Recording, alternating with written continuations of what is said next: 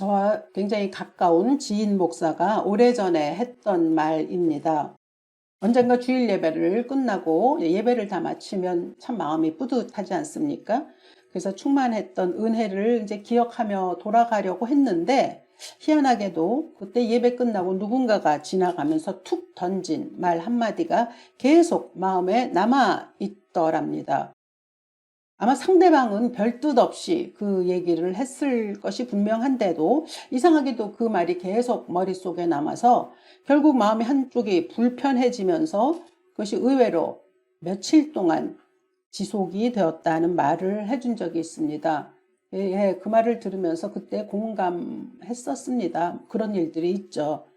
이건 목사뿐만 아니라 많은 성도님들 역시 비슷한 경험을 하셨을 것이라고 생각이 됩니다. 모두는 다 은혜를 사모하며 예배 자리로 나오죠. 그런데 이제 예배가 다 끝난 다음에 설교 내용을 되새김하면서 은혜를 받는가 하면은 사실은 그 목사의 말투, 또 은연중에 나오는 그렇게 썩 바람직하지 못한 습관, 또는 다른 옆자리에 앉아 있었던 성도들이나 또는 성가대의 사람들의 행동 거지, 이런 것들이 더 눈에 들어오고 또 마음에 걸리는 경우가 더러 있습니다.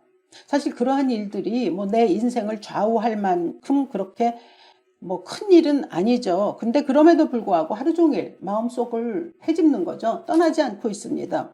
그런가 하면 일주일 내내 기회를 타서 자꾸 그런 얘기를 하게 되고, 그러다 보면 이제 전체적으로 마음이 굉장히 불쾌해지는 그러한 경우들 있으셨을 겁니다. 오늘 본문에서 베드로는 바로 그런 이야기를 하고 있습니다. 이 베드로의 글을 읽는 사람들, 그들은 고향을 떠나서 흩어져 있는 나그네의 삶을 살아가고 있는 사람들이 대부분입니다. 불안정하죠. 그리고 또 소외당한 느낌을 언제나 가지고 있는 사람들이었습니다. 물론 신앙을 가지고 살아가고 있지만 그럼에도 불구하고 이것저것으로 인해서 마음이 흔들리는 저들을 향해서 준 말씀이 오늘의 본문입니다. 우리의 삶이 사실 가만히 생각해 보면 언제나 무엇이 내 마음을 붙드는가, 또 내 마음을 흔드는가, 이런 것과의 싸움이라고도 할 수 있습니다. 같은 상황을 만나도 어떤 사람은 무너지지 않고 잘 또 이겨내는 사람이 있는 반면에 또 어떤 사람은 무척 절망하죠. 절망에 빠져서 한참 동안 그곳에서 헤어나오지 못하는 사람들도 있습니다. 그런데 사실은 그 문제의 크기보다는 그 마음을 붙들고 있는 그 힘의 작용이 더 크다는 거죠. 그러니까 내 마음이 무엇에 붙들리는가라고 하는 것이 굉장히 중요한데, 이제 오늘 그 문제에 대해서 좀 살펴보고자 하고, 또 베드로가 준 것은, 물론 베드로는 앞에 베드로전서 1장부터 계속 그들의 정체성에 대해서 전하면서 위로와 용기와 힘을 많이 줍니다. 그러나 이제 5장쯤에 이르러서는 힘내야 한다, 견뎌라, 이런 말이 아니고 오히려 깨어 있어야 한다는 말로 그들에게 전합니다. 8절을 보면 근신하라, 깨어라, 너희 대적 마귀가 우는 사자같이 두루다니며 삼킬 자를 찾나니 라는 말씀을 전합니다. 그러니까 우리의 마음이 하나님께로부터 멀어지게 만드는 힘, 어떤 존재가 분명히 있기 때문에 베드로는 이런 말을 하는 거죠. 근데 베드로는 그러한 존재가 누구냐? 바로 사탄, 마귀라고 하는 점입니다. 보통 사람들이 생각할 때 사탄이라고 하면 그냥 그저 우리의 머릿속에 얼핏 드는 모습은 좀 무섭게 보이죠. 근데 사실 의외로 사탄은 그렇게 눈으로 보기에 무서운 존재로 나타나는 그런 것보다는 오히려 굉장히 간단하게, 아주 단순하게 사람들에게 다가와서 그저 마음을 분열시키고 그리고 복잡하게 하는 것, 그것이 사단이 자주 쓰는 수법이기도 합니다. C.S. 루이스의 스크루테이프의 편지라고 하는 그 책을 보면 노련한 마귀대장 스크루테이프, 그가 초보 마귀에게 인간을 무너뜨리는 방법을 가르치는 장면이 나옵니다. 무슨 커다란 죄를 짓게 하는 것이 아니고요. 사소한 것들로 마음을 흔들어 놓게 만들어라 라고 가르치는 거죠. 예를 들면 그런 겁니다. 이제 기도를 하려고 하면 자꾸 마음속에 사소한 다른 생각을 떠올리게 하는 거죠. 그래서 기도에 집중하지 못하게 하는 것. 또 예배를 드리려고 하면 갑자기 옆에 앉은 이의 뭐 옷차림, 또 아니면 그가 은연중에 보이는 어떤 그런 행동 거지 이런 것들을 보게 해서 그게 마음에 들지 않게 만드는 거죠. 그래서 예배 또는 설교에 집중하지 못하게 하고 그냥 감정이 자꾸 움직여서 그 감정에 더 집착하게 만드는 거죠. 그 예배에서 은혜를 받지 못합니다. 그 은혜를 받으려고 하는 모든 기회를 자꾸 사소한 일로 차단해 버리는 것. 그것이 이제 사탄이 하는 일이라고 이야기를 합니다. 그러니까 사탄은 우리가 하나님을 정면으로 대적하거나 아니면 하나님이 계시지 않다고 부인하거나 하게 만드는 게 아니고요. 그저 마음이 산만하게 만드는 거. 그거를 사탄이 무척 좋아한다고 말하고 있는데 사실 우리의 쭉 신앙의 경험치를 돌아보아도 확실히 그런 것 같습니다. 마음이 분산되면 생각을 깊이 못하지 않습니까? 두서가 없어지죠. 두서가 없어지는 걸로 끝나는 게 아니고 그 영적인 면으로부터 자꾸 이렇게 희색이 되는 거죠. 그것이 우리로 하여금 신실한 그리스도인으로부터는 이제 멀어지게 하는 결과를 낳게 만들죠. 그러니까 뭐 대단하고 커다란 일로 그냥 한 방에 확 무너뜨리게 하는 대신에 아주 작은 균열을 오랫동안 방치하게 만드는 겁니다. 그래서 서서히 알지 못하는 사이에 흔들리게 하고 또 무력하게 만드는 그런 방법을 취한다는 것이죠. 아주 교묘하고 또 사악하다고도 볼 수 있습니다. 우리 삶에 섭섭함 하나, 억울함 하나, 또는 조금의 두려움, 뭐 이런 것들이 우리 안에 생기면 사실 쉽사리 빠져나가지 못하죠. 그리고 이제 마음속에 그게 계속 머무르게 만드는 것. 그것은 우리가 연약해서가 아니라 사단이 그렇게 공격하기 때문입니다. 그래서 감사보다 불안함이 더 많아지고요. 또 하나님보다 문제가 더 커 보이게 되고 이렇게 되는 거죠. 분명히 감사한 일이 훨씬 많거든요. 그런데 그 아주 작다면 작은 그 속상함 하나, 그게 하루를 그냥 다 무너뜨려 버립니다.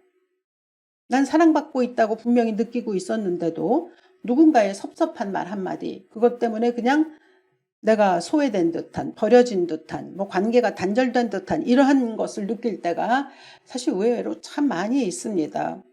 근데 그 뒤에는 분명히 사단이라고 하는 존재가 있다라고 하는 것이 베드로가 오늘 우리에게 전해주는 말씀입니다. 예, 영적인 존재가 있죠.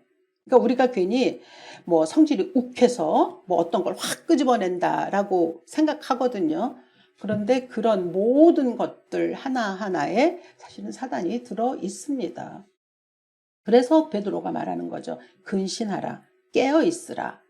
그러니까 뭐 깨어 있으라라고 하는 게 뭐 어떤 영적 상태를 늘 유지하고 있어야 된다라고 하는 무슨 캐치프레이즈라고 보기보다는 그냥 내 마음이 지금 어디에 흔들리고 있는가, 내 마음이 지금 어디에 붙들려 있는가라고 하는 것을 살펴보라는 뜻으로 해석함이 맞습니다.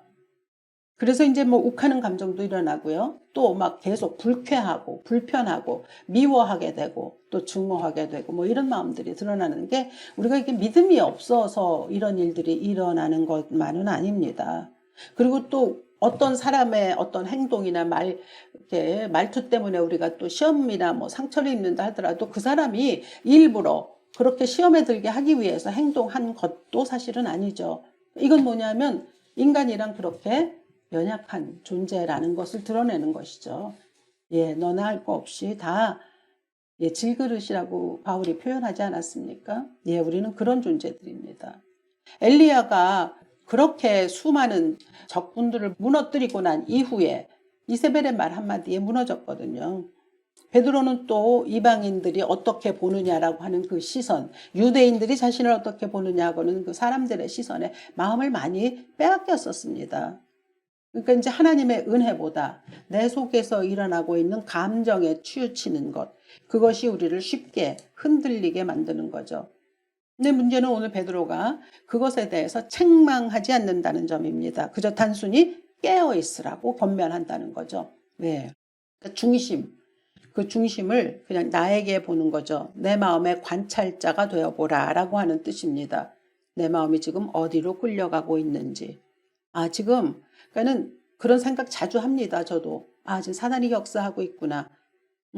그래서 그걸 보게 되면, 뭐랄까요. 거기서부터 이렇게 크게 그 사단의 공격에 흔들리지 않게 될 수도 있다라는 거죠. 그래서 베드로가 말하는 겁니다. 내 마음이 지금 어디로 끌려가고 있는 건지를 알아차렸다면, 그렇다면 그때부터는 대적해야 한다라고 하는 것이죠. 9절에서 전합니다. 너희는 믿음을 굳건하게 하여 그를 대적하라. 근데 저는 이제 여기서 이게 믿음을 굳건하게 하여라는 말 대신에 저는 제 경험들을 보더라도 마음을 굳건하게 해서 사단을 대적하라라는 식으로 그렇게 표현하고 싶습니다. 사탄을 대적한다라고 하는 말들은 우리 교회사 그리고 또 우리 교회에서도 많이 들어왔던 이야기이기도 합니다. 근데 그 사탄 대적한다 그러면 어떤 영적인 행동을 떠올리게 되거든요. 그런데 사실 특별한 경우에 특별한 영적 행동을 통해서 사탄을 물리치는 경우도 있습니다. 분명히 그런 일들이 있지만, 그러나 오늘 본문에서 베드로가 말하는 것은 일상의 삶 속에서 아주 현실적인 우리의 매일매일 일어나고 있는 이야기들 속에서 그곳에서 사단이 움직인다는 걸 알라는 뜻입니다. 사단은 우리를 갑자기 믿음을 확 없어지게 하거나 막 그렇게 하지 않는다니까요. 하나님을 버리라고 우리에게 그렇게 유혹하지도 않습니다. 그냥 대신 너만 좀 힘들어 보이는 것 같은데 다른 사람은 좀 잘 되고 있는 것 같잖아 라든가, 또 하나님이 지금 너를 돌보시는 것이 분명하니 라고 하는 그런 작은 의심, 회의 이런 걸 품게 만드는 거죠. 마음속에 그걸 집어넣은 다음에 그걸 계속 곱씹게 만드는 것. 예, 그것이 사단이 우리 안에 들어와서 일하고 있다라고 하는 것으로 증거를 삼으셔야 합니다. 그러니까 사탄을 대적한다, 또 물리친다라고 하는 건 막 이악 물고 사단아 물러가라 이렇게 외치는 것, 예, 그런 경우도 있습니다. 그러기도 하지만 그러나 내 마음 상태를 지금 사단이 역사하는구나 라는 걸 알아채고 일어나는 거죠. 근데 대적하는 것은 여러 가지 방법이 있습니다.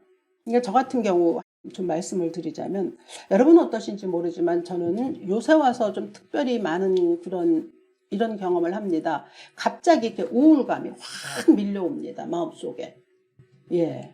그래서 굉장히 어두워지는 듯한 느낌을 받을 때가 있거든요. 근데 그럴 때 그걸 그대로 두면 이제 끝도 없이 이렇게 가라앉는다라고 하는 걸 알고 있기 때문에 굉장히 조심하죠. 왜냐하면 그런 우울감이 들기 시작하면 막 모든 게 다 귀찮아지고 하찮아지고 막 이렇게 되거든요. 그래서 그때는 그런 마음이 들면 그것이 그대로 지속되도록 두지 아니하고 일단 기도 노트를 펴니다. 물론 저는 컴퓨터에 쓰는 그거 저희 습관이기 때문에, 그리고 하나님께 다 털어놓습니다. 예. 하나님, 제가 지금 또 이렇게 우울감이 밀려듭니다. 그리고 거기에도 쓰기도 하고 이런 식으로 제 나름의 방식을 취하죠. 그리고 또 어느 때는 일단 밖으로 나갑니다. 햇빛이 좋은 날 밖으로 나가서 걷습니다. 예. 그리고 기도도 하지만 또 자연을, 꽃을 보고 나무를 보면서 하여튼 내 마음을 다른 쪽으로 돌리려고 굉장히 노력을 하죠. 또 시간이 되면 영화를 보러 가기도 하고 마트에 특별히 장을 볼 것이 없어도 일단 나가기도 합니다. 그래서 하여튼 우울감에 빠져들지 않도록 노력하는 거죠. 그러니까 그 상태로 자꾸 빠져들지 않도록 하려고 하는 저 나름의 뭐랄까요, 행동입니다. 사탄이 쳐놓은 그 부정적인 생각의 늪에 빠지지 않도록 하는 저 나름대로의 영적인 행동이라고 저는 그렇게 규정하고 그렇게 하고 있습니다. 사실 살면서 흔들리지 않는 사람 없습니다. 무엇이 되었든 흔들리죠. 그리고 또 이렇게 우울감이든 괴로움이든 여러 가지 감정적인 것들이 우리를 사로잡기도 합니다. 그런데 그렇게 흔들릴 때마다 다시 하나님께로 마음을 돌리는 것, 그것이 믿음의 사람인 것이죠. 그래서 오늘 보면 믿음을 굳건하게 하고 대적하라라고 했을 때 이제 저는 마음을 좀 굳건하게 한다라고 하는 것이죠. 예.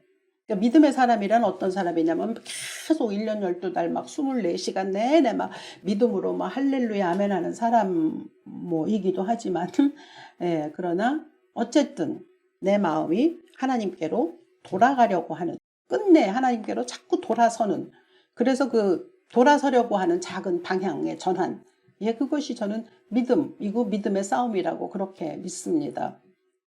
그리고 무엇보다도 오늘 9절 말씀이 참 저는 위로가 되었습니다. 세상에 있는 너희 형제들도 동일한 고난을 당하는 줄을 알미라. 그러니까 베드로가 사탄을 대적하라 하고 난 다음에 바로 이 말을 붙여서 기록하지 않았습니까? 그건 이유가 있습니다. 왜냐하면 사탄의 그 강력한 전략 가운데 하나가 뭐냐면 너만 이상해, 너만 뒤처졌거든 이라고 하는 그런 비교의식을 느끼게 하는 데 있는 거거든요. 그런데 베드로가 말해줍니다. 아니 그렇지 않아 라고 얘기해 주죠. 왜냐하면 사람은 어떤 힘든 일이 있어서 그게 힘든 것도 있지만 비교 속에서 더 무너질 때가 많거든요. 다른 사람은 다 괜찮아 보이고 나만 좀 흔들리는 것 같기도 하고 뭐 그런 마음이 드는 거죠. 그러니까 고난, 뭐 어려움보다 더 무서운 건 고립감이죠. 예, 그래서 베드로는 대적하라고 한 다음에 너만 그런 것이 아니다라고 누구나 다 동일한 고난을 가지고 있다라고 그렇게 말하는 겁니다. 그러니까 누구나 다 그래, 우리는 누구나 다 어려움을 당하고 있는 사람들이야 라고 하는 것을 인식한다는 것은 고립감의 문제를 해결해 줌으로써 사탄의 그 전략으로부터 우리가 빠져나올 수 있는 참 좋은 방법이기도 한 거죠. 예, 그러니까 이 너도 나도 다 고난이 있어. 동일한 고난이 있거든. 이라고 하는 이 말이 그냥 단순하게 너도 나도 다 힘드니까 참아야지 라고 하는 말은 아닙니다. 이건 뭐냐면 너만 이상한 거 아니야. 거의가 다 비슷한 문제들을 가지고 있어 라고 하는 그러한 이야기죠. 제가 신학교를 갔을 때 저는 굉장히 나이가 많이 들은 이제 중년의 나이에 신학교를 갔습니다. 그래서 좀 두려움도 있었습니다. 내가 이걸 잘 할 수 있을까라고 하는, 왜냐하면 그곳에 신학교에 오는 사람들은 뭐 거의 대부분이 아주 젊은 학생들이었거든요. 그래서 제 나름의 그런 걱정거리도 있었지만, 그리고 학생들을 보면서 저는 모두가 다 야, 어떻게 하면 저렇게 뜨거운 소명을 가지고 신학교에 올까라고 생각을 했었습니다. 근데 막상 들어가서 그들과 이제 3년을 지내면서 이야기들을 해보니까 속으로 흔들리는 사람들이 굉장히 많았었습니다. 소명 때문에, 그러니까 앞으로 목사가 된다고 하는 그 소명이 아직 확고하지 못해서 괴로운 사람도 있었고요. 또 목사쯤 되면 기도하면 감동이 있어야 되는데 이상하게 그런 게 보이지 않는다라고 해서 그것 때문에 또 마음 쓰는 사람도 있었고요. 심지어는 난 아직 하나님이 정말 살아계신지 의심이 됩니다 라고 얘기하는 학생들도 있었을 정도입니다. 예. 그런데 결국 각종 의심, 또 질문, 회의, 그 속에서 결국은 저를 포함해서 이제 모든 학생들이 믿음이란 흔들리지 않는 것이다. 그게 아니고 흔들리면서도 하나님을 떠나지 않는 것이라는 것을 확신 가운데 알고서 결국은 목회의 자리까지 대부분 다 걸어갔음을 지금도 기억하고 있습니다. 생각하고 있습니다. 사탄은 조롱하죠. 예, 힐난하기도 합니다. 그리고 또 우리를 넘어뜨리려고 끝끝내 회유하죠. 내가 목사냐? 목사 자격이 있냐? 그럼요. 직분 받은 사람에게도 그렇게 얘기하죠. 장로라고 할 수 있어? 라든가 뭐 직분 받은 그리스도인이라고 할 수 있어? 예, 그런 식으로 끊임없이 넘어뜨리려고 하죠. 근데 우리 알다시피 우리가 뭐 성도, 예수님이 우리를 성도, 거룩한 무리들이라고 불러주셨지만 우리가 강합니까? 그렇지 못하잖아요. 직분 받았다고 뭐 흔들리지 않는 것 아니거든요. 그래서 베드로가 강해져야 해라고 말하는 대신에 그냥 믿음의 싸움은 강해지는 데 있는 것이 아니라 깨어있는 데 있다라고 하는 걸 지금 알려주는 겁니다. 깨어있으라. 그러니까 깨어있어서 내 마음을 누군가가 어떤 존재인가가 지금 흔들고 있다면 그렇다면 그것을 돌려서 다시 그 마음을 하나님께로 돌아서라 라고 하는 거죠. 사실은 수만 가지 감정들이 우리를 부추기지 않습니까? 그런데 그것으로 내 마음을 채우는 게 아니라 그냥 하나님의 약속을 붙들어야 한다라고 이제 이렇게 전하고 있는 겁니다. 그럼요. 하나님이 약속하신 말씀, 우리가 붙들어야 할 하나님의 약속의 말씀이 바로 10절입니다.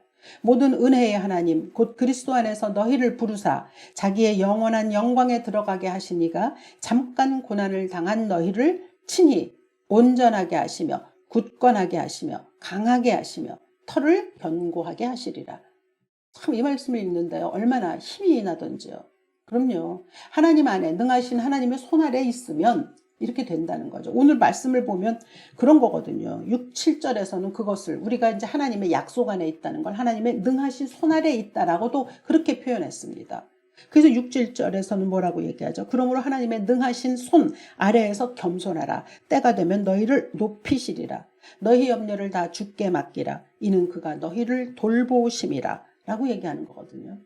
그러니까 능하신 하나님의 손 아래에 있는다는 게 하나님의 약속을 붙잡는다는 거 아닙니까? 그러면 그분이 우리를 세워주시고 돌보아 주시고 온전하게 하시고 굳건하게 하시며 강하게 하시고 털을 견고하게 해주신다라고 하는 이 놀라운 은혜의 말씀을 우리에게 주시는 겁니다.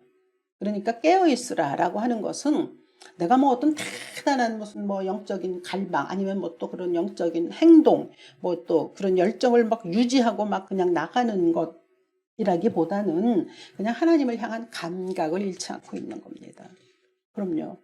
아주 작은 일일지라도 그래도 그 안에서 하나님이 어떻게 일하시고 하나님이 어떻게 오늘 나에게 말씀하시는지를 내가 깨달아 할 수 있는 그것이죠. 그 감각만 내가 유지하고 있으면 나머지는 하나님 다 하신다고 지금 말씀하셨습니다.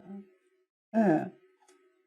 우리를 부르사 영원한 영광에 들어가게 하신 하나님이 우리가 잠깐 고난을 당하고 있을지라도 그러나 우리를 온전하게 하시고 굳건하게 하시며 강하게 하시고 그리고 털을 견고하게 하신다고 약속하셨습니다.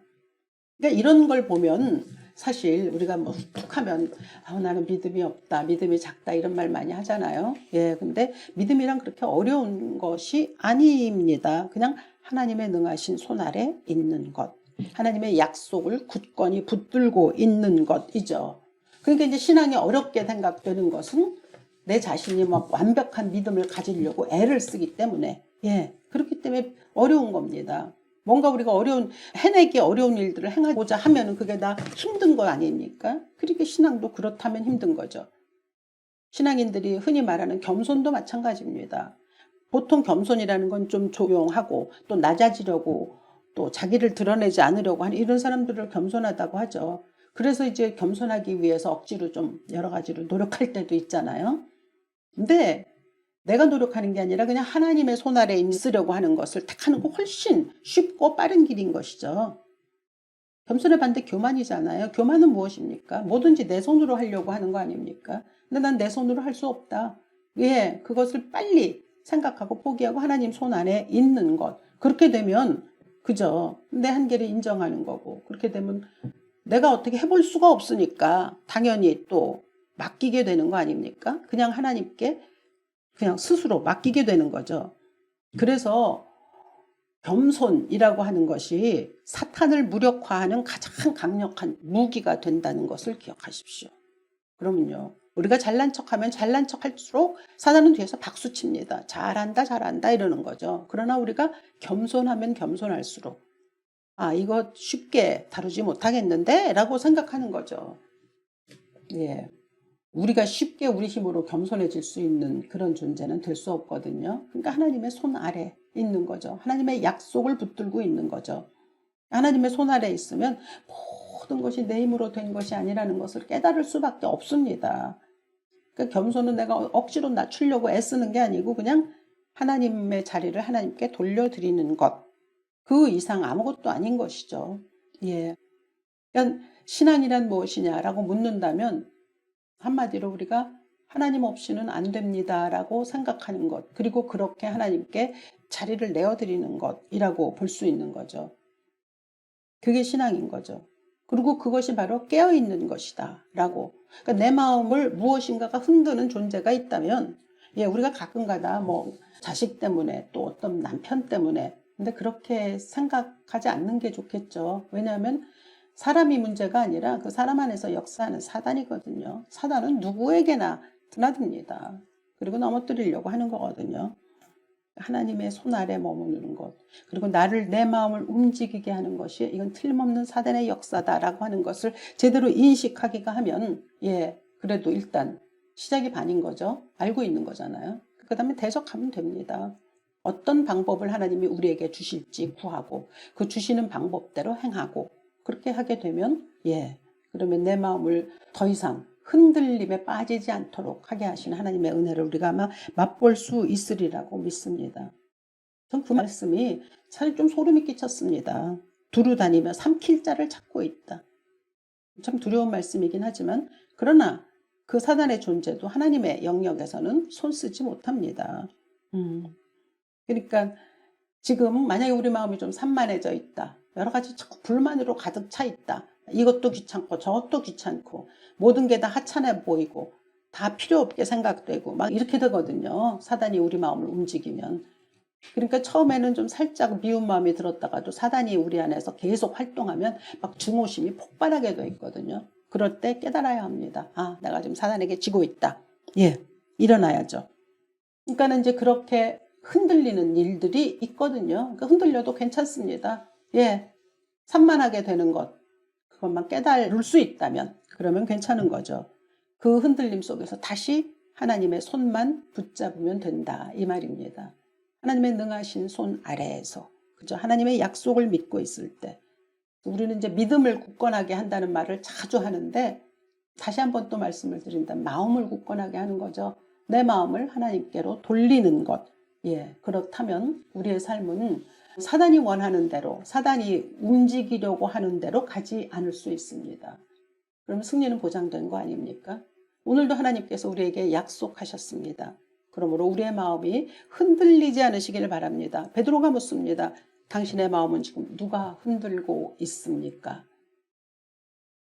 기도하겠습니다. 살아계신 아버지, 우리는 살면서 참으로 많은 영적인 문제들을 생각합니다. 그러나 영적인 문제라는 것이 우리 일상의 삶에서 아주 보편적으로 일어날 수 있다는 것도 오늘 또 말씀을 통해서 다시 한번 듣습니다. 하나님, 정말 두루 삼킬 자를 찾으러 다니는 사단의 공격 앞에 예수의 이름으로, 능하게 하시는 그 예수의 이름으로 이길 수 있음을 알고 우리의 마음을 빼앗기지 아니하도록 오늘도 지켜주시고 축복하여 주시옵소서. 은혜 자리에 나왔사오니 빼앗기는 어리석음이 없게 하시고 온전히 하나님의 은혜로 충만한 하루, 또 충만한 한 주, 충만한 한 달, 또한 그런 충만한 우리의 일생이 되도록 주여 축복해 주옵소서. 마음을 빼앗기지 아니하고 온전히 하나님께로 향하는 참으로 신실한 그리스도인들 될 수 있도록 주께서 축복하실 것을 주 예수 이름으로 기도합니다. 아멘.